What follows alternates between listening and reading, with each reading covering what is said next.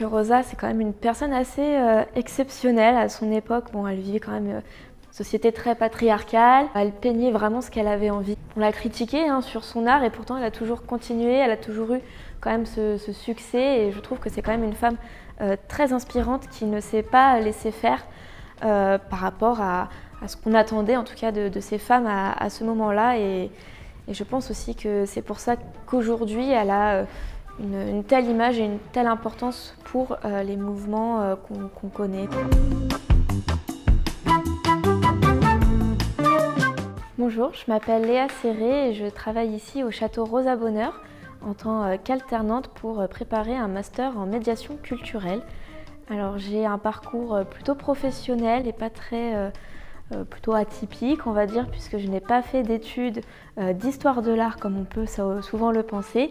Donc j'ai fait un BTS tourisme en alternance et ensuite j'ai préparé 2 licences professionnelles, donc aussi en alternance mais pas ici à Rosa Bonheur. Donc une en protection et valorisation du patrimoine et une autre pour valider et avoir ma carte de guide conférencier. Donc je peux aujourd'hui proposer des visites, que ce soit à Rosa Bonheur et peut-être plus tard ailleurs.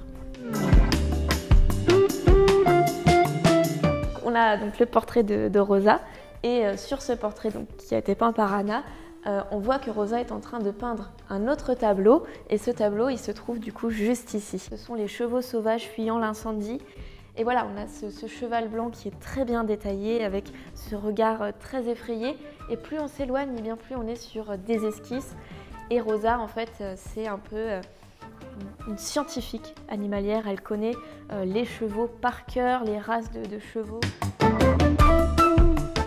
Il y a souvent l'été des guides ou si des personnes souhaitent effectuer des stages qui peuvent postuler effectivement pour proposer aussi les visites guidées. Ils seront évidemment accompagnés donc, par nous qui sommes en alternance, donc qui sommes le plus souvent ici, et par Lily Jeanne et Lou qui peuvent aussi très bien les aider dans l'apprentissage de mener une visite guidée.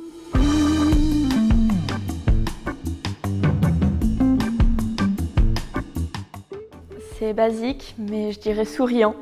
C'est un peu, voilà, un peu la base. Expressif et compréhensif. En tout cas, empathique envers les publics, les visiteurs que vous pouvez potentiellement recevoir.